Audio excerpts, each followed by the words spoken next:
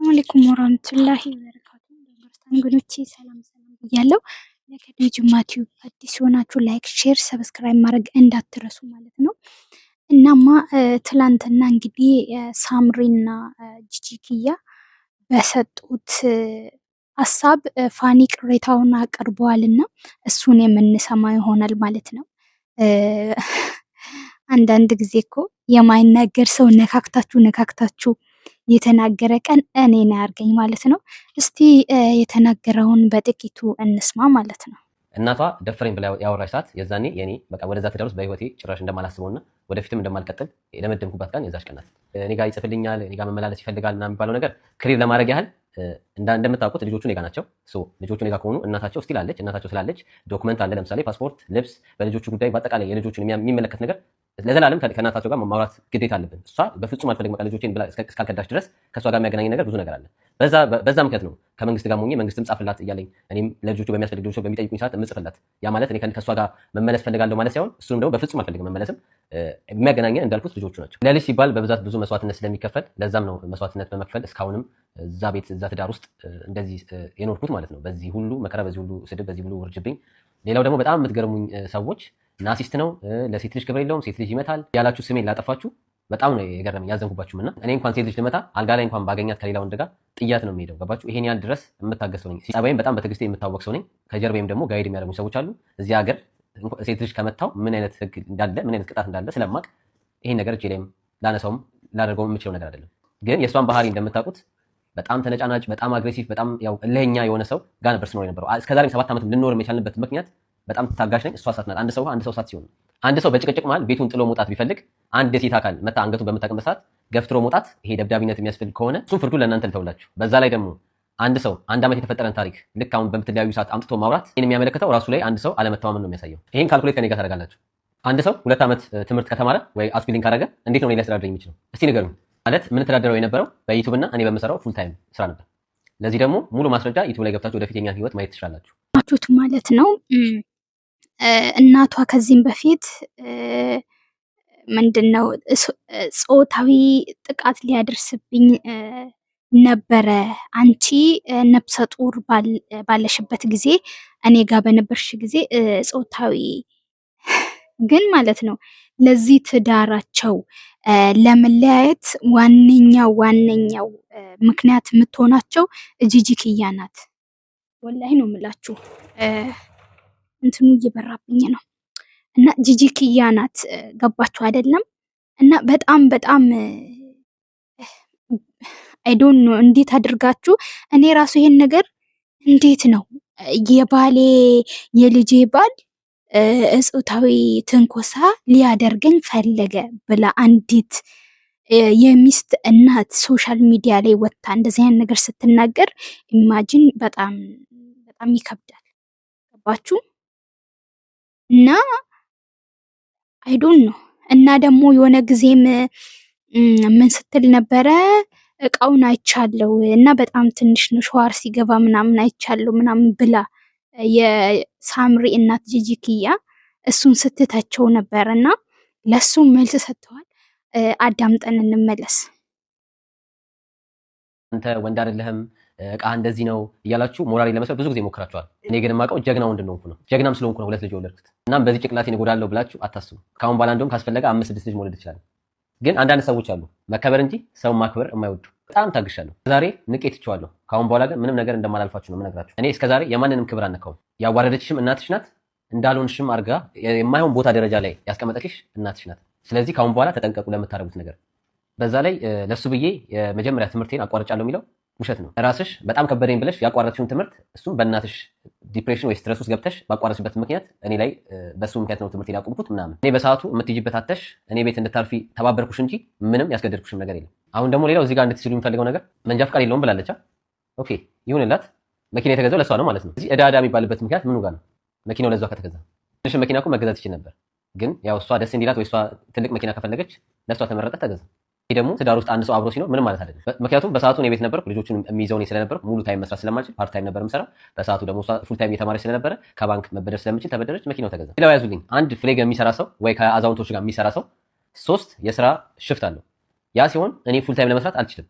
ለምን? መቀየር ስላለብን በመሃል ልጆቹ በሰዓቱ ቤት ስለሚቀመጡ ኪንደርጋርተን መሄድ አይችሉም። ያለኝ አማራጭ አንድ ወንድ ቤት ይቀመጣል፣ እሷ እየሄደች ትማራለች።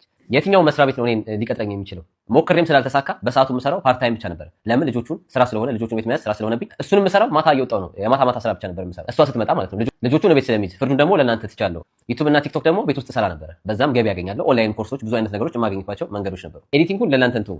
ኢፍ ዩ ኒድ ኤዲተር አይ አም ሂር ፎር ዩ። አንስ የዩቲዩብ የሰርግም ኢንተርናሽናል ቪዲዮ ብዙ ኤዲት ማድረግ የምችል ሰው ነኝ። በዛ ላይ በሽማግሌዎቹ ወቀሳ ደርሶብኝ ምንም ይዞኝ አይወጣም አዝናናኝም ስል በኢትዮጵያም ማልታም እንዲሁም ሌላ ሀገሮች ሄደናል። እዚህ ደግሞ ማስረጃውን ከላይ ያስገባለሁ። የተቆስበት ምክንያት ምግብ መስራት ፍላጎት የሌለኝ ጥሩ ኪችን ስለሌለኝ ነው ሲባል በሽማግሌዎቹ በተሰጠኝ ገደብ በአራት ሳምንት ውስጥ አፈላልጌ ቤቱን አገኘሁ። ቤቱን አግኝቼ ደግሞ በሰዓቱ ለ3 ወር የሚከፈል ነበር ማስያዣ። እንደምታወራው ወሬ ሌላ ሴት ነው የሚያስፈልገው ሲጀመር ከጅምሩ ማለት ነው። ቅድም ሳንጨርስ ነው ተከራክረሽ የሄድሽው። የምትለውን መስማት ያለብኝ አይመስለኝም። እኔ መጀመሪያ መስማት አለብኝ። ብቻዬን ነው ለርኩ መሰለኝ። ወደሽን ታሳድጊያለሽ፣ ማዳመጥ አለብሽ እኮ። ስትናገሪ ስርዓት ተናገሪ። በስነ ስርዓት ማለት ተናገርኩ አይመስልም? መስራት መቼም ደስ ይላል። ዝጊ በሩ ነው። ማን ያስፈልግ? አወኛ እንጂ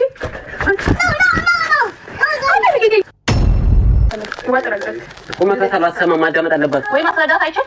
ሲያስረዳ ደግሞ የሆነ ነገር እሱ ያለውን መቼ ታምረስታ ሳረግ ደግሞ አንቺ ያልተረዳሽ ወይ በዚህ ወይ ነው ይለኛል። እና በየትኛው ወይ እንደረዳልሽ ነው ታዲያ?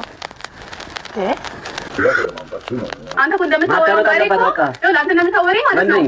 እዚህ ጋር ሰምታችሁ ከሆነ ወደሽ ሳይሆን ተገደሽ ነው የምታሳድጊ። እኔ የምለውን ወንድ እኮ ነኝ እኮ ትሰምኛለሽ፣ ወንድ ነኝ እኮ። እንደውም ማንም እንዳይሰማ በሩን ዝጊ። እጁን ሲሰነዝርባት ፊዶ ስታለቅስ ነበር። እና አንዳንድ ጊዜ እናንተ በተለይ ፋኒ ጀግና፣ ፋኒ እንዲህ ምናምን የምትሉ ልብ ግዙ ብቻ። እንግዲህ ለሁሉም ነገር መልስ ሰጥተዋል። አያዝናናኝም ኢትዮጵያ ሲገባ ቤተሰቡ ፊት ለፊት ሊያቅፈኝ አይፈልግም። በቃ ይሆናል እንደ ሚስት አያኝም ምናምን ብላ ነበር። ምግብ ደግሞ የማልሰራው ክችን አሪፍ ክችን ስላሌለ ነበርና እሱን ደግሞ አስተካክዬላታለሁ። እኔ ግን በጣም ወላሂ ላዚም ማለት ነው ብዙ ትዳሮች እንደዚህ ሶሻል ሚዲያ ላይ ምናምን ሲፈርሱ ብዙ ትዳሮች አይቻለው። ገባችሁ? ነገር ግን ደግሞ የነ ሳምሪና ፋኒ በጣም ነው ያሳዘኑኝ። ለ7 ዓመት እሱም ለዚህ ትዳር በጣም ብዙ መስዋዕት ከፍለዋሉ። በጣም ብዙ ነገር እናትየው በዚህ ጋር እንደዚህ እየሰደበችው እሷን እንዲያገባ ስላልፈለገች ልጇን እንዲያገባ ስላልፈለገች በጣም ብዙ ነገር ስትናገር ነበር፣ ስትተቸው ነበረ። በጣም ብዙ ነገር ያን ሁሉ ተቃቁሞ በዚህ ደረጃ በመድረሳቸው በጣም ነው ማዝነው። ገብታችኋል አይደል? አንዳንድ ጊዜ ምንድነው ውሸት እየተደጋገመ ሲመጣ እውነት የሚሆንበት ጊዜ አለ ማለት ነው። እናት እንዴት ነው በልጇ ትዳር የምትቀና? ለሳምሪና ፋኒ ትዳራቸው መበተን ዋነኛው ምክንያት ጂጂ ኪያ ናት። ወላሂ ነው የምላችሁ። እና ሳምሪ ግን በዚህ ልክ እሷ እንዳለችው አሁን ባለፈውን ችት አድርጎብኛል ብላ ያለችውን እዚህ ጋር አይታችሁ ከሆነ ፋኒ የዛሬ 2 ዓመት የሆነው ነገር ለምን 1000 ዓመት አይሆንም እንዳደረግ ካምናል ማለት ነው። ይሄ ራሱ ለትዳር መፋታት ትልቅ ዋነኛው ምክንያት ነው። ገባችሁ? ከዛም በኋላ የሆነ ባላችሁ ችት አድርጎባችሁ እንዴት አድርጋችሁ ነው አብራችሁ የምትቀጥሉ? በጣም ከባድ ነው። በዚህ ላይ ደግሞ ኤዲቲንግ በቃ የሆነ ይሄ ጥቃቅን ነገር ነው። ግን ይህችት የሚለው ነገር እውነት አይደለም ብዬ ነበር ያሰብኩኝ። እሱ ግን ዛሬ በአፉ ሲያምን ደግሞ በጣም ይከብዳል። ገባችሁ? ነገር ግን እኔ መጀመሪያ ያው የዩቲዩበሮችን አላምንም እንትን መስሎኝ ነበረ እንደ ፕራንክ ኦር ምናምን ነገር። አሁን ግን እውነት እንደሆነ ሳቅ በጣም ነው ያዘንኩኝ። እንደው አላህ ተመልሶ መቼስ ተወልዶ መለያት በጣም ነው የሚከብደውና ፍቅራቸውን አላህ ይመልስላቸው። ነገር ግን አንዳንድ ጊዜ እሷም አሁን ያጣለን ገንዘብ ነው ንብረት እያለ ከንብረት ላይ እንደዚህ እንጨምርበት ምናምን ይለኛል። እሱም በኔ ስም ቤት ተገዝተዋል፣ በሱ ስምም ቤት አለ። የጥላችን ዋናው ምክንያት ሱቅ ነው። ሱቅ ማለት ኢትዮጵያ እዛ የሱቅ መስሪያ ቤት እንትን የለ፣ እሱን ለመግዛት እዳ ውስጥ ገባን። መኪና ምናምን እዳ ውስጥ ገባን። በዛ ነው ጥላችን።